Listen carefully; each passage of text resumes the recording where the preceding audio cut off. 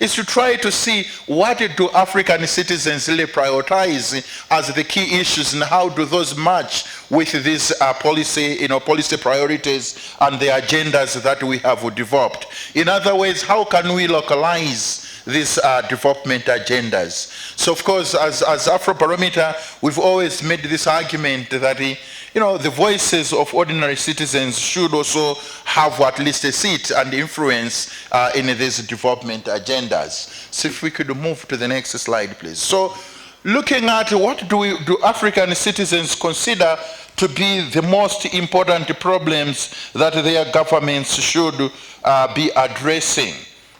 So we'll see that mostly it's economic issues tend to be the dominant issue that ordinary African citizens want their governments to prioritize. And especially, I think the issue of unemployment is the #1 issue across all of Africa, that African citizens want their governments to invest resources and energy in creating jobs.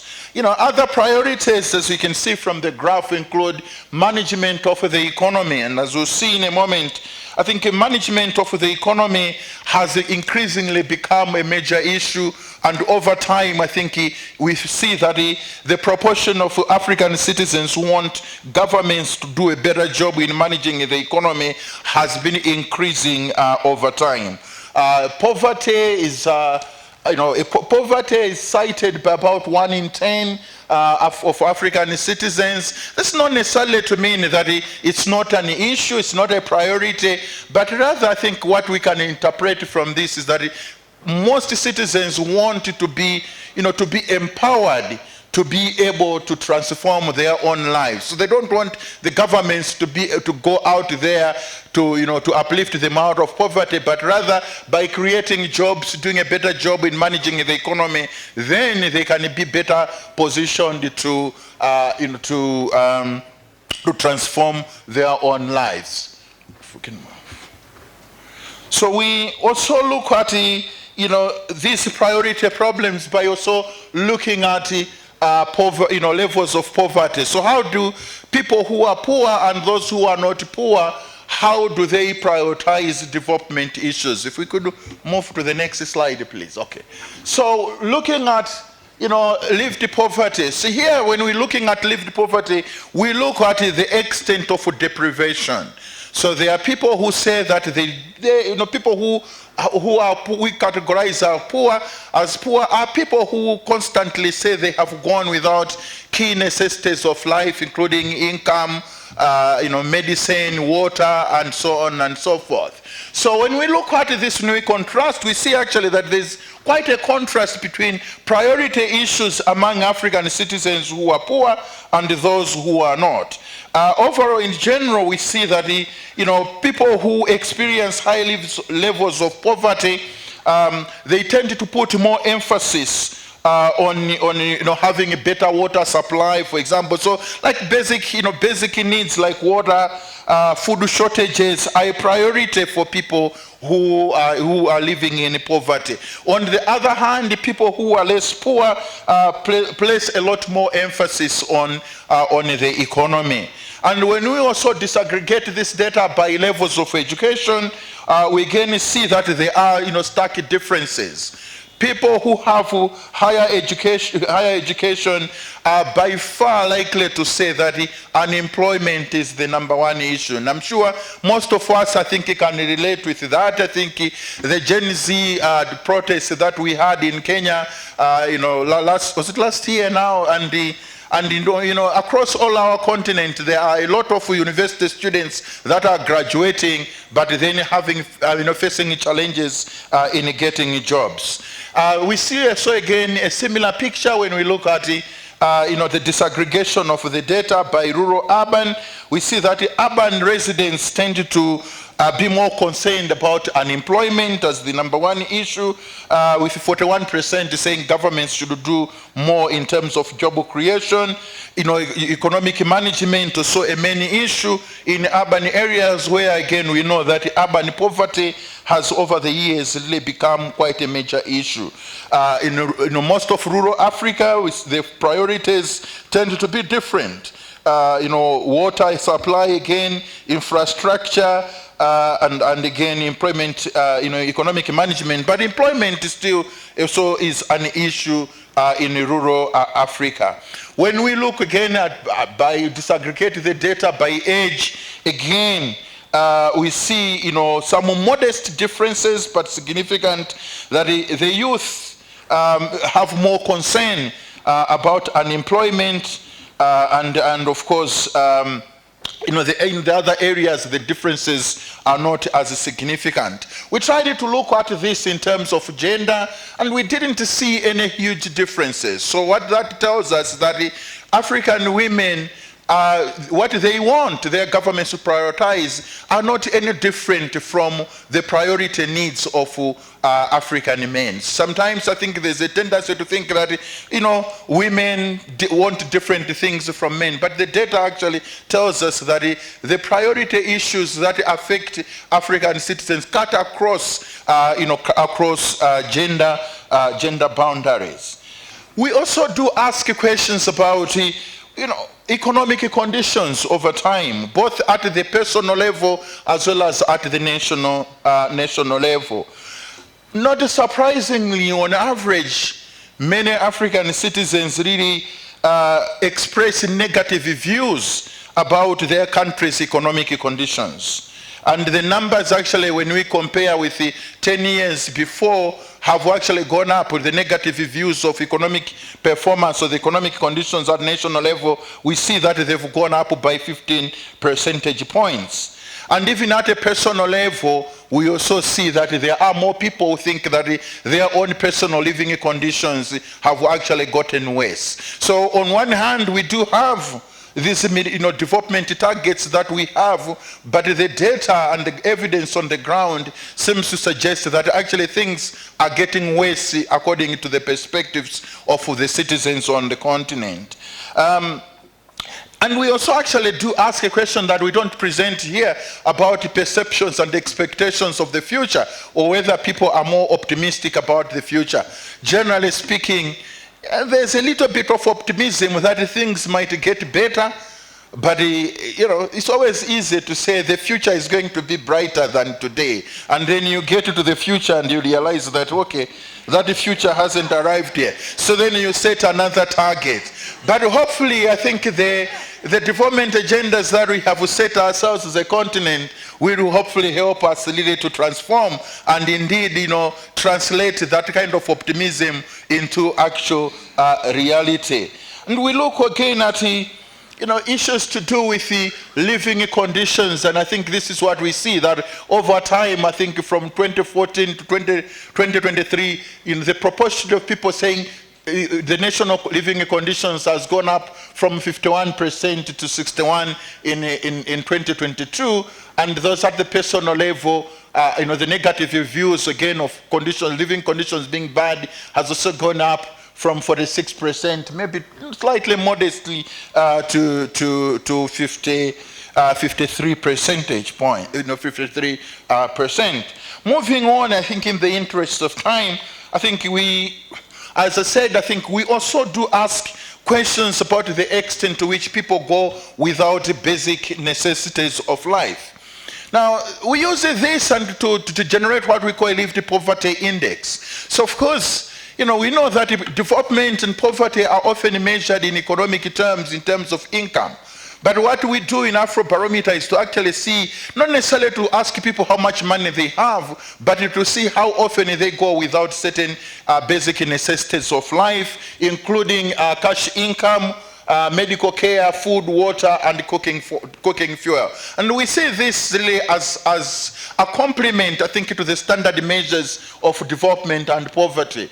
But the story, unfortunately, is not, it's not a good one. A lot of African citizens are telling us that they go off very often, if not always, without cash, without medical care, In terms of food, I think this is an area that has been improving over time.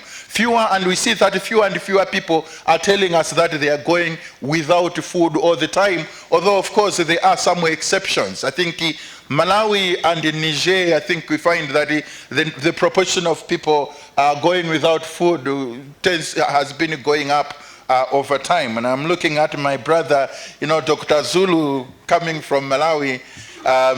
That's the sad story about food shortages in Malawi. Yeah, so there is still a lot that needs to be done. So while we are doing a good job in terms of raising incomes, we also need to focus on what actually is happening on the ground, because we will see that there are countries that we think economically are doing very well, but then the extent of deprivation is still quite high. If we can move please to the next slide. So this graph very quickly is just showing us, I think, the proportion of Africans going through what we are tabling severe poverty. And those are the people, the proportion of citizens on the continent that say they've been going almost always without those basic necessities that we've highlighted over time. So we're looking at a modest increase from 19% to 24% in 2023. So, there's still a lot, in short, that we need to do as a continent in addressing these levels of deprivation. But the stories are not all negative.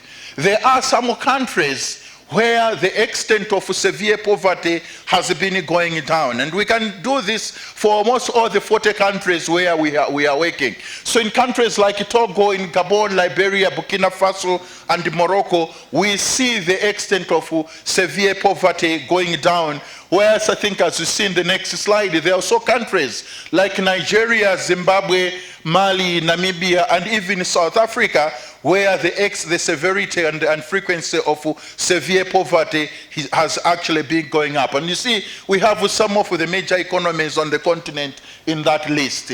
And then, lastly, as I wrap up in terms of assessments of government performance, and this data this graph is basically depicting the proportion of citizens on the continent that either rate governments as doing a good job or doing a bad job.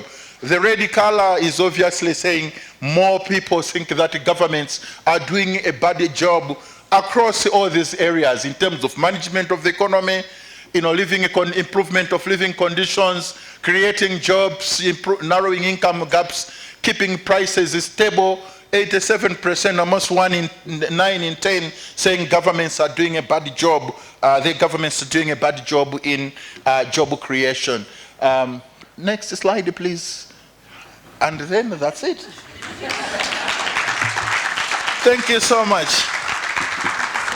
Yeah. Thank you so much, Professor Dulani. Another round of applause for him.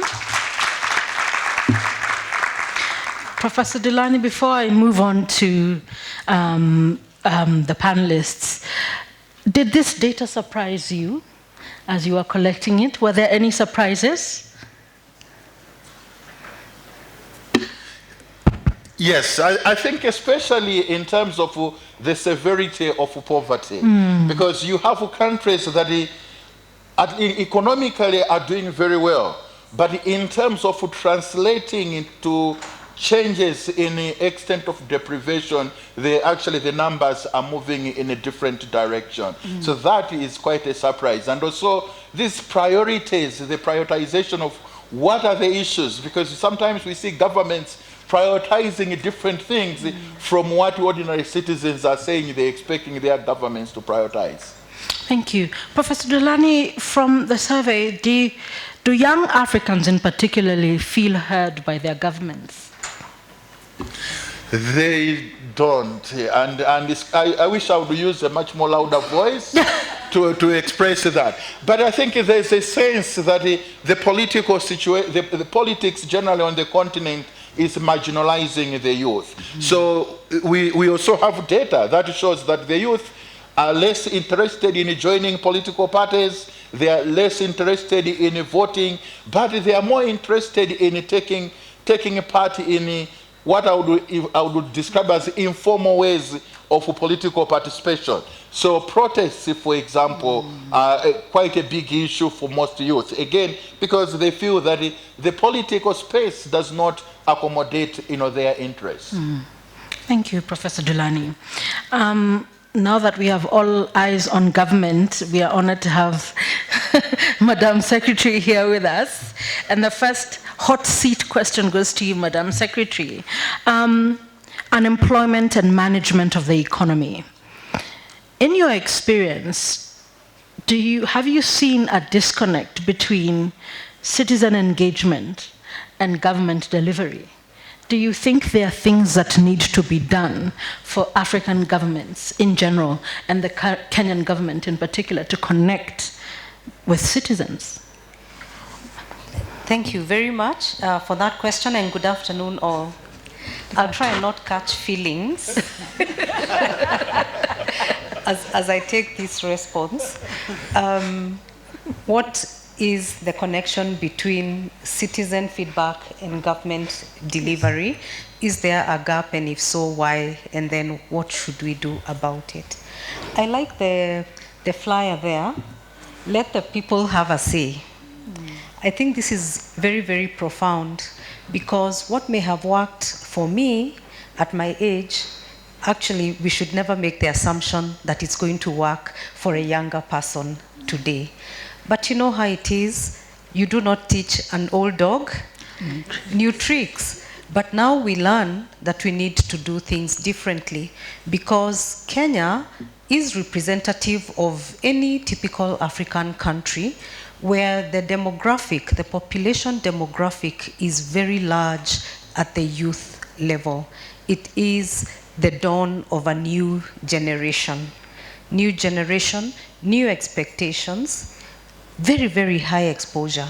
So it didn't surprise me seeing the statistics, Professor Dulani, where in early years, 10, 15 years, the negativity was 11% against 65% today, because the person giving feedback today knows what's happening in Europe, in the United States, courtesy of technology and the like, and obviously, therefore, has a very different parameter of expectation against somebody who is 50 plus, for example. So that's the context within which I took it. So I think there is a gap, to answer your question, between citizen feedback and government delivery, particularly in spaces where there is no intentionality on creating platforms to collect citizen data. Now, sometimes people say, but I did citizen consultation. I did citizen consultation, and therefore I tick the box.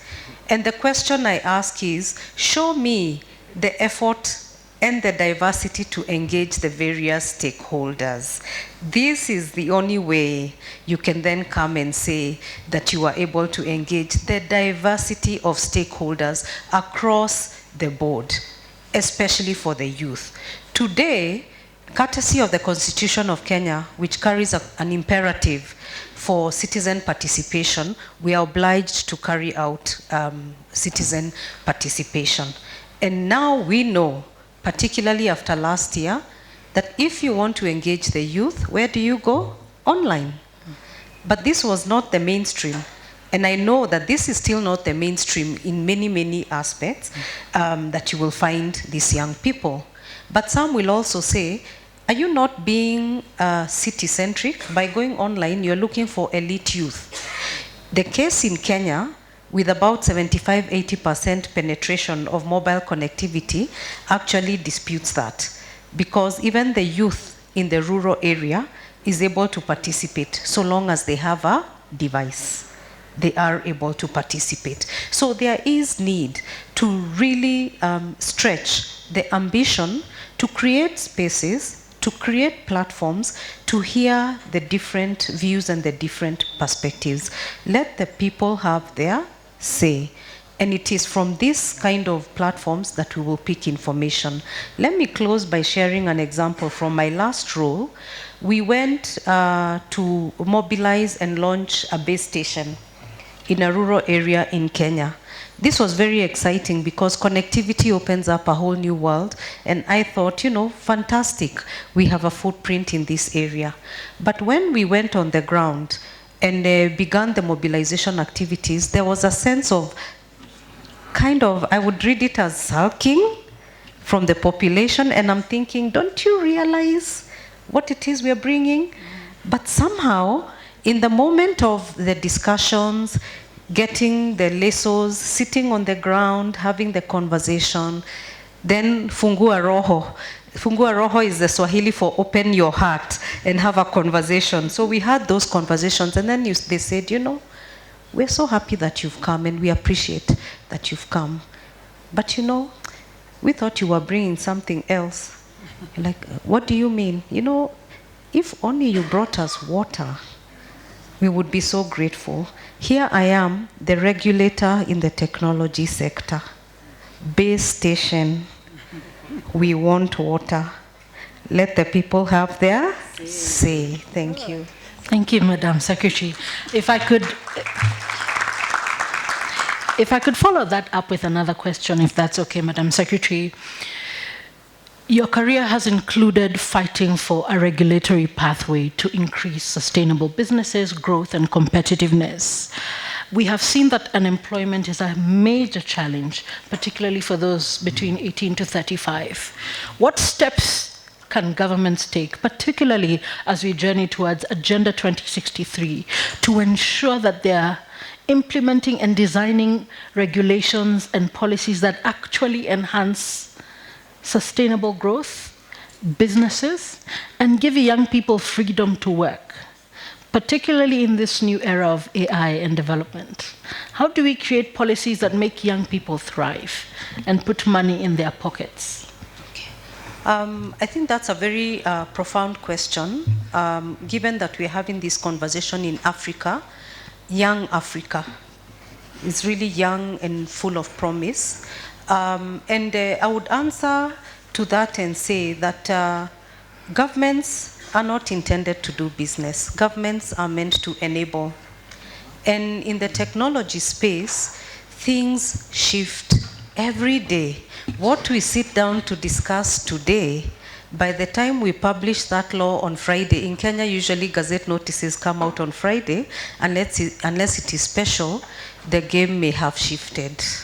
That is just the reality.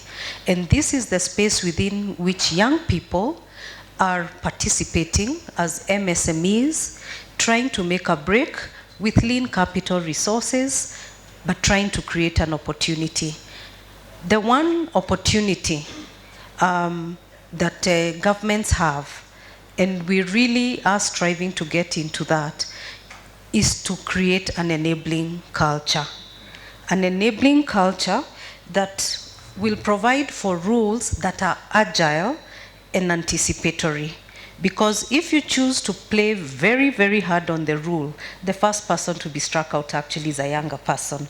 The barriers to entry become very high. And this way you will enable. And we did see evidence of this kind of agile responsivity during COVID. You remember one day in, I think it was March in Kenya, where there was a pronouncement that we cannot go to work the next day. It was in March, right? Yes. And all of a sudden, your children cannot go to school, you cannot report to work, your shop, your business, the bank, whatever, everything has been shut down. And it seemed like life was going to grind to a halt. Then I was at the regulator, and I think this was my first test of what I'm saying in terms of responsibility and responsiveness, because we were forced by circumstance to begin to issue directives that would enable business continuity to carry on. Were there rules? No. What were we proceeding on? Based on a gut feeling on what would enable continuity. I think this becomes very, very important, especially when you're dealing with a youth population. A second issue I would speak to is the issue of simplified processes, so that we cease to erect formal barriers, knowing full well that those formal barriers are likely to hit a certain set of population. To also open up spaces for mentorship and collaboration so that even as we aim to create opportunities for young people, there is a heavy culture for collaboration and partnership that would then enable learning and exchange of wisdom and knowledge, if only to make it a higher possibility for these businesses to succeed. As I close, I came across something that said that the rate of success of startups is very low. And this is why in the developed world, if you want to go into business and you want to make it big, you do not start a business, you merge and acquire. But this is kind of not our reality in Africa, that a youth or a business person is engaged in mergers and acquisitions. This is very much a Western space. We are still in the startup space. So knowing the challenges that beset startups, is this not the time then to really lean into each other, to partner, even across generations, that we would be able to create even tighter bonds to enable these young fledgling businesses not just survive, but thrive? Thank you, Madam Secretary. Space for connection, collaboration, and partnerships. Dr. Andrew Dabalen, the recent Africa Pulses publication paints a very mixed outlook for the continent. Can you share with us the main takeaways of that publication, but most importantly, the implications this has on Africa's economic development outlook? Can you hear me? Yes. Okay, great. Thank you so much, Natasha. And it was great listening to this Secretary of the Cabinet, because she summarized the Africa's Pulse without having read it. I hope you will get a pic. Anyway, so we do publish something called Africa's Pulse, which is, a biannual report that we produce around spring meetings of the World Bank and IMF. So that's about April, and also in the fall, in October. And this year, the theme was actually about governance and listening to people. But let me give you quickly, there's a lot we say in the report, but I'll give you the summary of that report in 3 points. The first one is, the good news is that the region is still growing, right? So this year we expect growth to be about 3.5%. And that is primarily because I think the region has had a lot of success in actually controlling inflation, right? So inflation, median inflation is coming at around less than 5%, with a few exceptions for some countries which are still dealing with double-digit inflation. And some of these are big economies.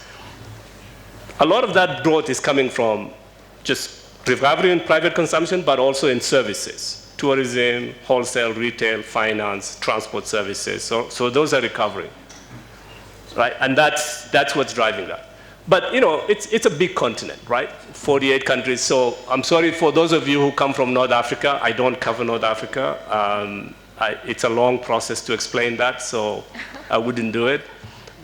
So this is mostly story about Sub-Saharan Africa. But even within Sub-Saharan Africa, there are lots of engines of growth, separate engines of growth, right? So you will find out that, in fact, the big economies are struggling a lot. Nigeria, South Africa, Angola, right? But there are clusters of really high growth. And that clusters of countries are some in West Africa, the Senegals, Cote d'Ivoire, Benin, Togo, usually in some monetary union called the West African Economic Monetary Union, and the cluster in Eastern Africa, right? So Ethiopia all the way down to Tanzania. So this cluster is also growing very well.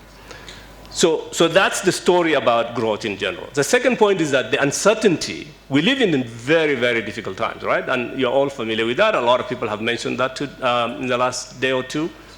And the economic and the trade policy uncertainty is really just off the chart.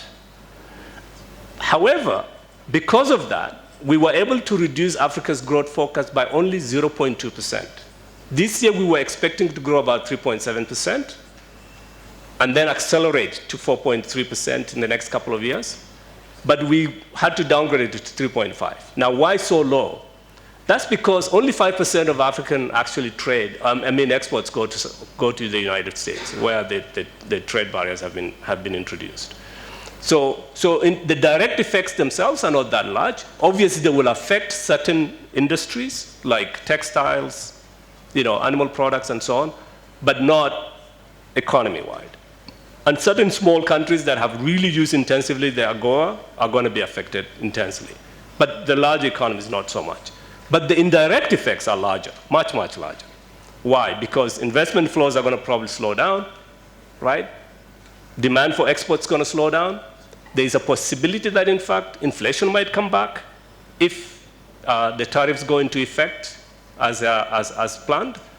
And, of course, usually what happens when that happens is that the US Federal Reserve will raise interest rates, and that will put a lot of pressure on African currencies, which then brings a lot of potential financial crisis and so on, right? So that is something to worry about, but not nearly as much. The third point, and this is the final point I want to say, is that even though the region is growing,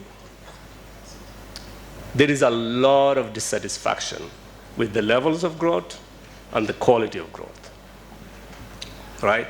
So, for example, protests have increased. There are a lot of coups, right? There's a rise in extremism and conflict, right? These are all signals or signs of dissatisfaction. And that's because the growth is too low to reduce poverty or to create jobs, right? So what the report then says, what the report argues for is the importance of African governments to have fiscal compacts with their citizens. What does that mean? If you're going to collect taxes from citizens, which you must, because there's no other choice, given the fact that ODA has been cut, and that the world as a whole is actually moving away from the international institutions that have been underpinning prosperity for the last 80 years. So if you're going to grow regionally and domestically, and you have to tax, then you make sure that you deliver two things that citizens in Africa have been demanding of their governments. One, high quality services, and two, opportunities, okay? Opportunities like jobs for them. That's what they're looking for. So that's what the report says. I encourage all of you to pick it up. It's free, so you can read it. Thank you. Thank you so much, Dr. Dabalen. Two things, the level of growth and the quality of growth. Those are things to think about and where we need to invest. A follow-up question, Dr. Dabalen. You have a bird's eye view of Africa's economic landscape. What are the 2 or 3 economic policy issues that keep you up at night? That governments, you're sitting to one of the most senior government officials in Kenya, that should also keep them up at night. But also for us in this room, stakeholders, those in the CSO spaces, what should we do and what should we be paying attention to that we currently aren't? Indeed. Thank you. So this could easily be a long list, but if I were to pick 2 or 3, the first and the most urgent is growth and jobs. Growth and jobs. And I'm taking them together because without growth, you will not have jobs. Okay? I mean, and let's be very, very, very candid about that, right? Now, growth doesn't solve all your problems, right? Just like money can't solve all your problems.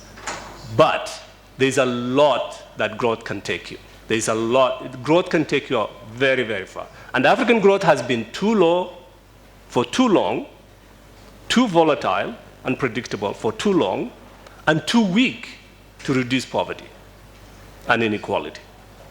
Okay? So if we have to have an ambition about where we should go, is to really be determined and be focused on growing our economies, not at 5%. Remember, our population is growing at 2.5. So if you're growing at 5%, per capita income growth is about 2.5. That's not going to do it. You're going to have to go a notch or 2 higher than that. And then you're going to see the real impact. And I'm not talking about just growth for the growth's sake. I'm talking about growth where people's livelihoods are, okay? In agriculture, in services, in manufacturing, right? Not only in mining, okay? So that's what I'm talking about. Now, the second thing, and this is related, is it's really, really important to make African continental free trade work. Okay? It is a real engine for growth if we choose to do so. It's a source of resilience. It is a major, major contributor to productivity growth. Okay? We've done lots of studies which shows that if actually African countries implemented African continental free trade, the number of jobs, the levels of poverty reductions will all be fantastic, will be great, right? So I think that is one second thing that is really, really important for African countries to do. Now, you don't have to do this at the continental level. I know this is not a popular point to say, but you don't have to do this at the continental level. You can do this at the regional economic community level. Let those be the building blocks, okay? Continental is the aspirational, and that's where that should be the North Star, as sometimes said, and that's where we should be headed. But let's have some building blocks that are feasible, that are easier to do, and that's the regional economic communities, okay? Integrate them deeper, make them production hubs. The final point is, you have a population that is growing, that's going to double in 25 years, and it is going to be a major, major source of growth for you. I keep coming back to growth. You have to make them learn and build skills. So the learning crisis in Africa is severe. It is frightening, and we need to get to the bottom of trying to reverse that, okay? Every child should show up in school and should learn. And then we should really focus on building the skills, because the capabilities of Africans is what is going to be the major driver of growth and prosperity going forward. So those will be the three things: growth and jobs, trade. Don't shy away from trade. I know there's a lot of anxiety right now about trade, but actually do what African continental free trade has kind of said. You just be brave, trade more, because you really, really cannot do without trade. And then learning crisis. Let me stop here. Thank you. Thank you, Dr. Dabalen. Growth and jobs, trade, and the learning crisis. On a light note, the only time I hear about the AfCFTA is during conferences. I never hear about it anywhere else. So perhaps that's something we need to look into. As we say, this is something we are working towards. Dorothy, as a Vice Chairperson of the Commission for Administrative Justice, you probably receive tons of data from citizens. But even before that, I'm curious to know how many Kenyans actually engage with the CAJ or even know that it exists. Let's even begin with that. But also, as we think around citizen engagement, there's an issue around trust. Do citizens actually trust that they will engage effectively with government in a meaningful way? Thank you for that question, Natasha, and for putting us on the spot. The Commission on Administrative Justice is commonly known as the Ombudsman. So I am sure quite a number of us here have heard of the Ombudsman, but the real name is the Commission on Administrative Justice. And the Commission on Administrative Justice has two main mandates. The first one is we enforce the administration of justice within the country, and that is Kenya. And the second mandate is that we promote and enforce Article 35 rights, which is access to information. And these two issues are critical for purposes of Kenyans to understand and appreciate the services they receive from the government. And the commission being an independent constitutional commission, it essentially means it is under nobody's control in terms of it only reports to Parliament and the President. No one directs the commission on what it is to do and how it is to perform its functions. So yes, citizens actually find themselves trusting the Ombudsman, because that's the only place that they can come and complain about services delivered to them by the government of the day. And they trust the Ombudsman to push the resolution of the complaints that they have against whoever it is that they're supposed to receive the services from. But most importantly, and I have had Dr. Dabalen talk about it, and I found it so profound, is that a government would be very interested in ensuring that services are delivered in an efficient and what is the other word that they commonly use, high quality service, by ensuring you get feedback from the citizens. And one of the ways of doing so is by how are people receiving that service. You look at the type of complaints that are raised with the Ombudsman's office. And in many instances where we have seen certain institutions that are, I don't want to use the word problematic, but seem to have quite a number of complaints arising from the type of services that are delivered, we have moved to conduct systemic investigations, where we move in and do sometimes we do some spot checks, sometimes we just send our officers there to camp and spend some time to find out what are the challenges with that institution. And we actually give a report, which is now published to the entire country, and we say these are the challenges that this institution is facing and what have you.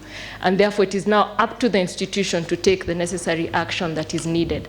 And we have found out that this is one of the ways that the people get to come closer to the government, because they can see that there is a watchdog who's actually trying to intervene and bring them closer to the people. So that's one of the ways that you can create trust between the government and the people. I hope I have answered your question. Perfectly. Thank you. And just a follow-up question to that. You've been leading efforts to implement Kenya's 2016 Access to Information Act. And based on the data and information we've got from Afrobarometer, Africans in general feel that they are unable to access public information. True. From the work that you have done, how would you rate African governments, but in particular your government, in ensuring that Africans have, don't worry, your job is secure. Is it a constitutional commission? It is, I'm not with term limits, we hope so. With a secure term, yeah. But just in general, you know, how would you rate access to information in Kenya with the work that you're doing, but particularly compliance to the Access to Information Act? Before we came in, I must disclose this, and for Kenyans who are in the room, they would know that the Swahili word for government is serikali. But there's this other new word that people started coming up with, which was sirikali, which is top secret. So at some point, release of information was not that easy. But I must say we have made some very big strides since the current government came into place. And this is because the current government has pushed for something known as open governance. And they are really big on that. And I think for the very first time, I don't know whether the Secretary is aware of this, and we would want to talk about it later.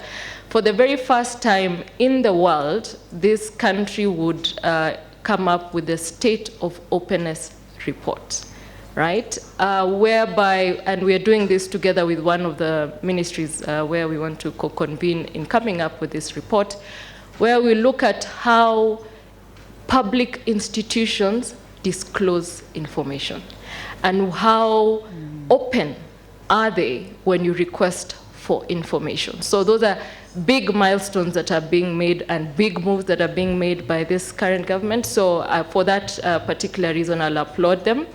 But most importantly, it will surprise you that we have, over the few years, I think about from 2012 to 2023, received over 42,000 complaints from citizens regarding matters maladministration. Access to information, on the other hand, is probably about 5,000, because it's quite a new act, fairly new act. And there's, I would say, not very low awareness, but not the type of awareness that we would want to have. But access to information is now the new hot topic, I think, currently in the country, and as far as citizens are concerned. And I think as we gear up to the next election cycle, we'll get a lot of requests for information, because that's the time where a lot of political activities tend to begin, and a lot of questions start to arise in how services are delivered, how governance issues are touching on this area and that area. So we're quite excited and prepared actually for that cycle. I thank you. Thank you, and well done on your efforts towards ensuring state openness, Dorothy. Professor Mitullah, you've had extensive experience working, researching around local governments and governance in Africa, and particularly because citizens feel like they're closest to local governments, and their impressions around governments are influenced by what they see in local governments. In fact, there's a joke in Kenya that we devolved many things, including devolving corruption. So the perceptions about local government are skewed. But in your experience, what are the best practices for effective local governance and service delivery, not just in Kenya, but in the continent? Thank you very much for that question. Maybe I should begin by let the people have a say, and then ask how do they have a say, where do they have a say, and that is where local government comes in. Historically, we've had decentralized systems where everything was so far away from citizens. But in recent years, I think across the continent, there is that attempt to decentralize, to really bring services closer to the people. And that is the structure that we are referring to that should actually be responsible to give the people a voice. Of course, when you look at across Africa, there is a lot of challenge in doing that, in ensuring that the local government takes its role in ensuring that people have space where they can engage. But the spaces exist. Across Africa, there is no single country where you will not have local level structures which are aiming at giving people space to engage. But when you look at data, even if you look at Afrobarometer data, what we've heard even from the cabinet secretary, still there is that gap of people feeling that they are not engaging. But coming to how they engage, I would call it, there are some emerging practices. They are more of emerging. This best practice concept can be very problematic because sometimes it's very contextual. You may have a best practice in one location which doesn't turn up to be the best. But if you look at the scenario across Africa, you find that a lot of engagement, the new emerging efforts, are very much in line with the historical Porto Alegre, Brazil effort of the budgetary, participatory process. So many of the engagements that are being run across the African states, whether they are tracking public expenditure tracking, or whether it's gender responsive budgeting, is drawing from that big conceptual framework of the Brazilian example, which is being replicated, but also with a lot of challenges. In some cases, it is forums that are organized and very much well-structured. Like in Kenya, they are so structured that if you read them and you didn't know how they occur, you would really put several ticks on them. But if you look deeper into how those processes occur, then you find they still face a lot of challenges in terms of inclusiveness. And I think the Cabinet Secretary did mention that. How inclusive are those forums that we put out there for citizens to voice to have their voice? And do they have the information? It is one thing to be given a forum, and it's another thing to be given a voice. And as much as citizen participation forums are very effective and good, most people are not well informed to effectively engage with them. Secondly, sometimes the information availed is packaged in a way that even the most intelligent will not unpack, leave alone those who are not very intelligent. So how you pack information, when you give information, how long you give people to read and know what's going on is very important. But I also want to say that the citizens have also a problem, Bonnie. We can bash governments all the time, but citizens have also a problem. Citizens don't seem to be too aggressive to look and demand. Of course, there is that argument that they are demanding enough, but I don't think we are demanding enough as citizens and pushing. If they push like the Gen Zs did in Kenya, you saw what happened. Who would have ever thought that a parliamentary bill would be withdrawn just because of young people? If grown-ups, elites like us also pushed, but elites are the most ignorant. If I asked Kenyans here about those sitting here, whether they know their member, the lowest local level member, MCA, member of county assembly, that's the lowest in Kenya or any country. They don't know their names, they don't know their offices. So how do you connect? How do you participate? You know, the best practices are engagement, and you engage when you have a lot of information. Another form is scorecards. There are also scorecards, but these are also being done with the support of civil society.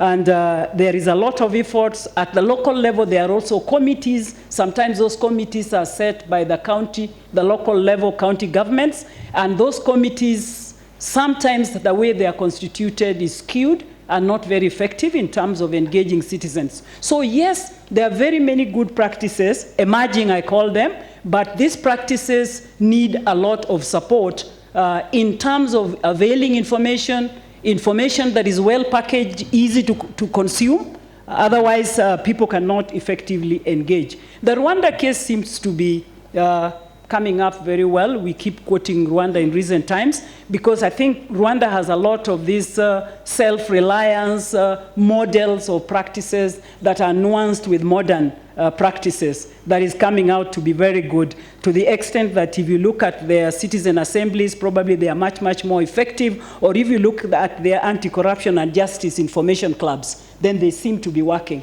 So they tend to be the same, whether you go to South Africa, Western Africa, Northern Africa, they are the same. The models are the same, but the key point there is how are citizens engaging? Do they have the information? Are their voices being listened to? And how do they collate? Last but not least, Natasha, is we need to collate this information. A lot of people are generating information, evidence, civil society, ordinary citizens, even in their small projects or in their homes. But how do we collate, store, and then share this information? I think collating, storage, and sharing is a big gap that we need to deal with. Our governments are doing it very limitedly.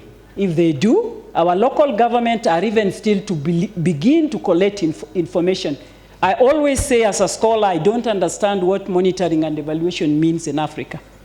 Because I think monitoring and evaluation would mean that I change strategy using that data. But most of our monitoring and evaluation, even if you went to go, is not put in a manner that you can use even that data at all. Thank you. Thank you so much, Professor.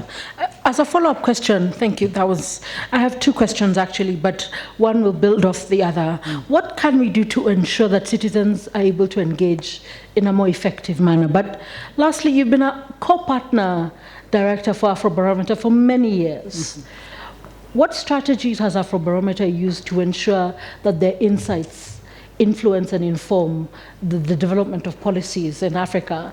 And what lessons can we draw from that as a data community from Afrobarometer's previous work?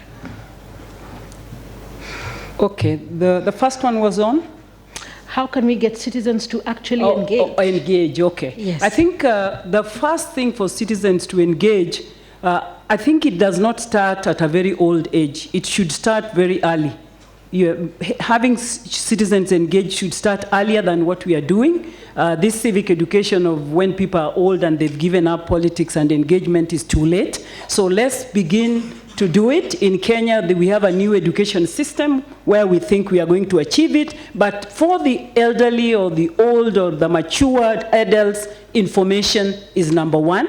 Information is number one. And I think it is not one way. It's like two way.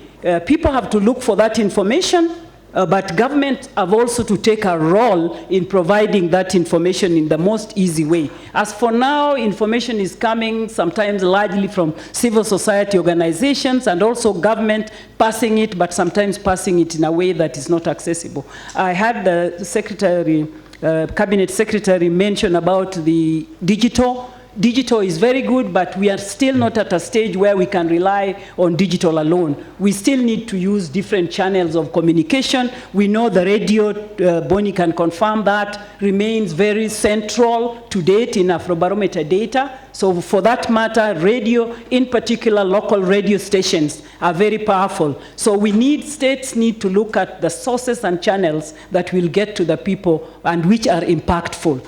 When it comes to Afrobarometer, I think Afrobarometer has, over the years, provided a lot of lessons to some of us who are scholars, and I guess even to practitioners. One thing is that collecting reliable information, continental information, is very expensive. And I think that's a lesson, because if it's expensive, then what should Africa do? If Africa finds that Afrobarometer information is important, and I can vouch that so far there is no other panel data that can give you panel data over 10, 20 years, showing you how you are performing in all these sectors of development. So we need to embrace that data in a way, but many, as it is, we are not consuming Afrobarometer data enough. And not just Afrobarometer data. Any data, African governments are not really good at consuming data. They don't. The data is available, but it's not valuable. No wonder in some times people don't even invest in research at university level or at a local government level. So I think civil society organizations, we've seen them also trying to use this information. But one thing that is very critical in this information as a lesson is that Afrobarometer trains, also offers training to the African population, whether they are academics, practitioners, in terms of how do you use this data to inform your policy, planning, and practice. There is that training, which I think that both civil society and government should exploit. And then, of course, the fact that generating data is something that should be continual, is not a one-off. And then governments are generating a lot of information, but that information is not collated. So can we learn from Afrobarometer how this information can be collated, that today you can know what was happening in Africa 10 years ago using Afrobarometer data?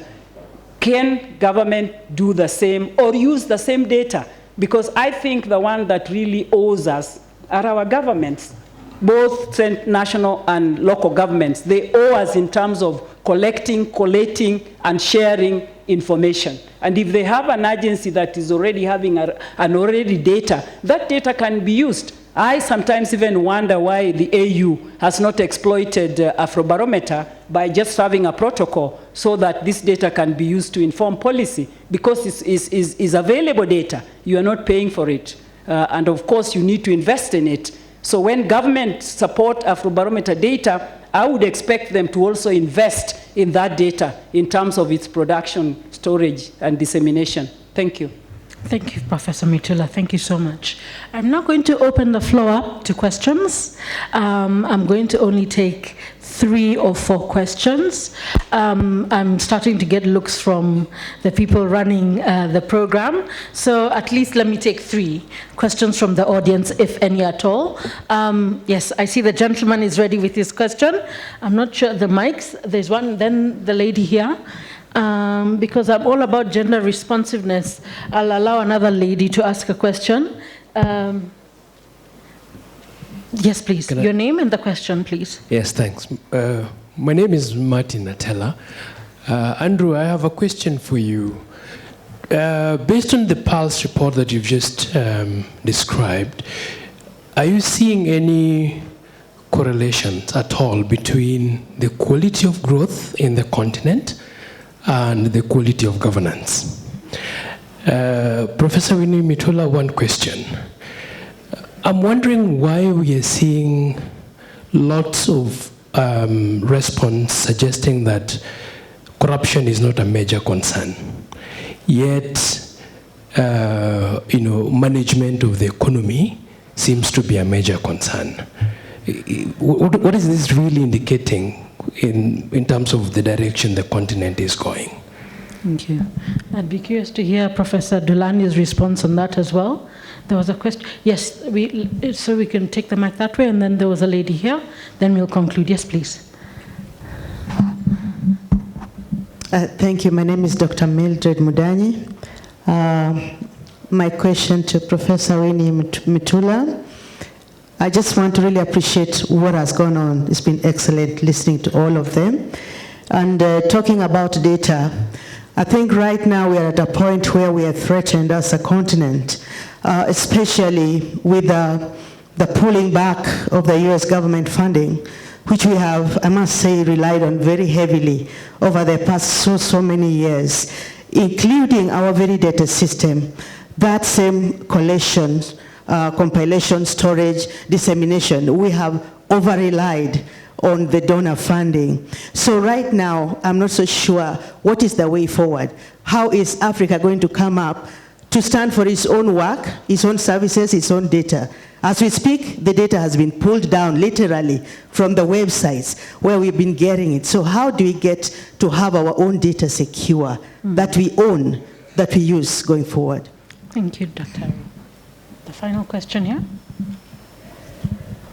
My name is Celia from Uganda. My question is regarding minority voices.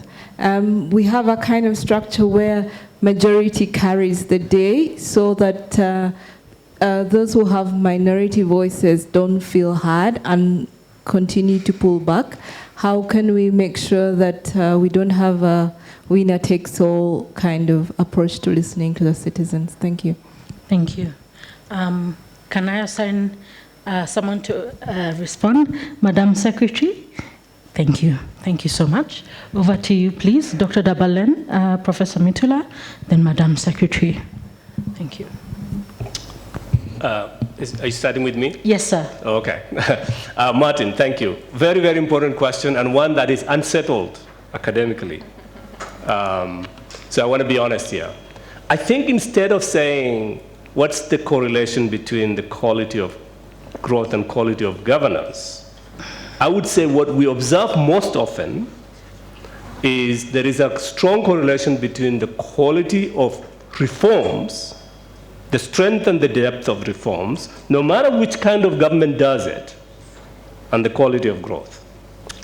Okay? So I think there is a tendency to start thinking about governance in this very abstract, very vague, and sometimes an informative way.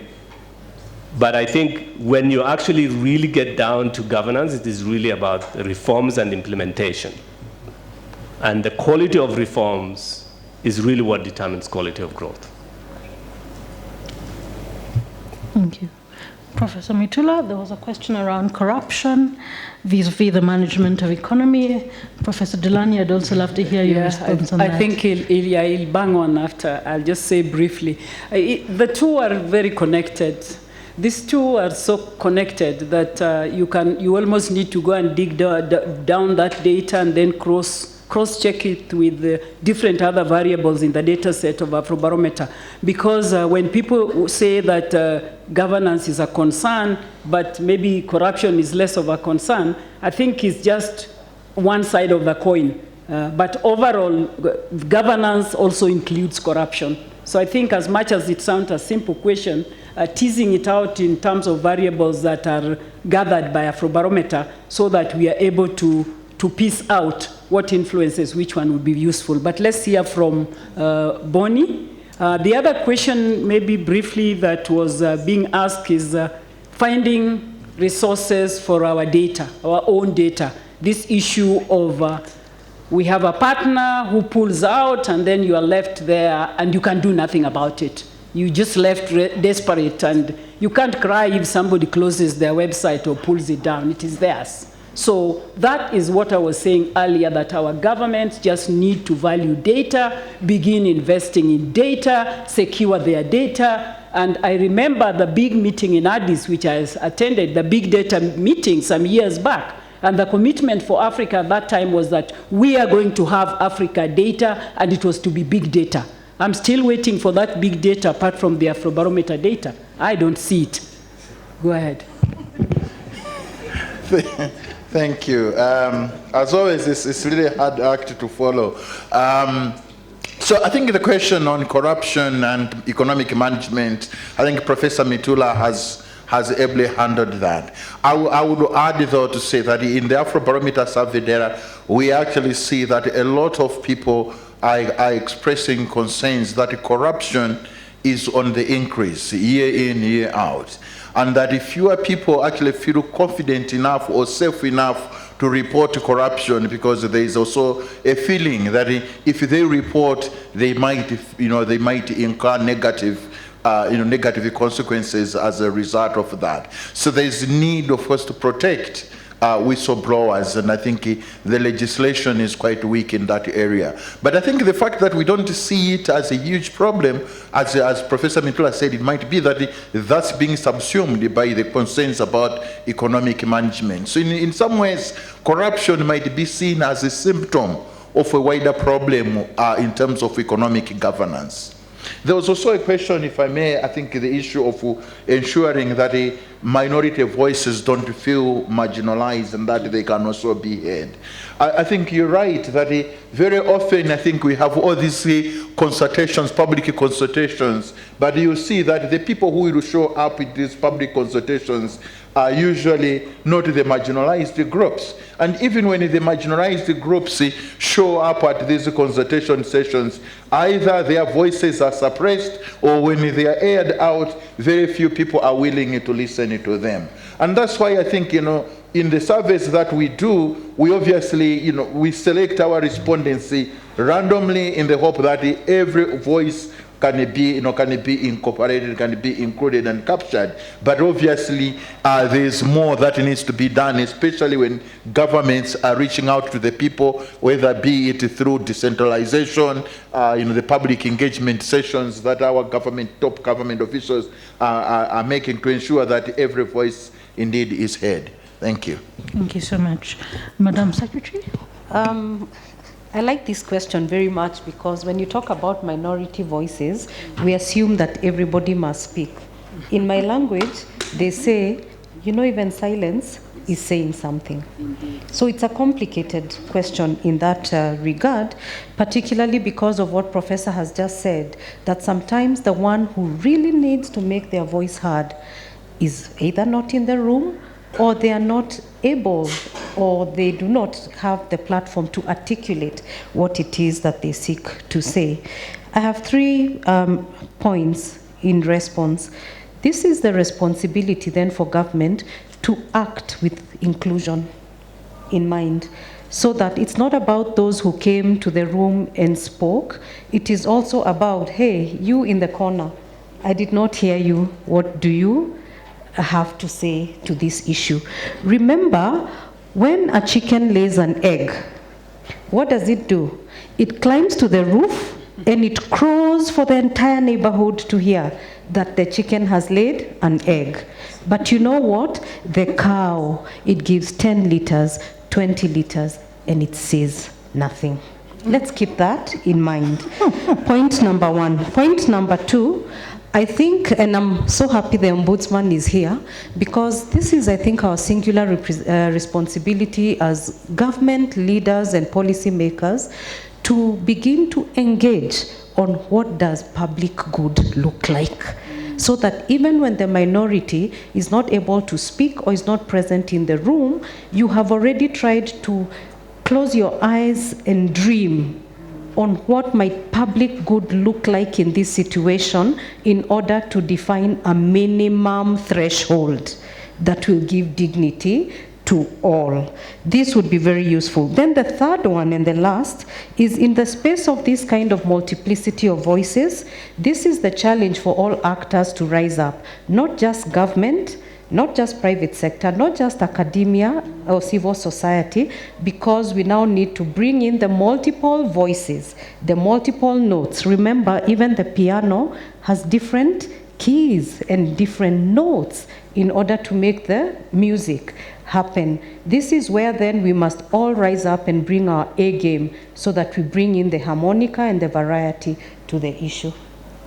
Thank you so much, Madam Secretary.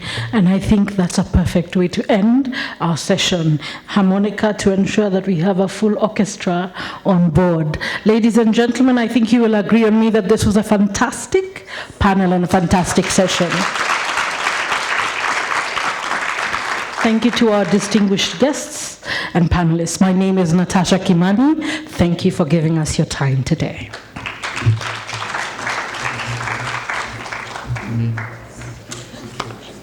As always, fantastic. Thank you so much.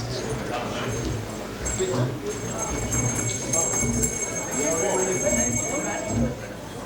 are switching over immediately to the panel sessions. Last set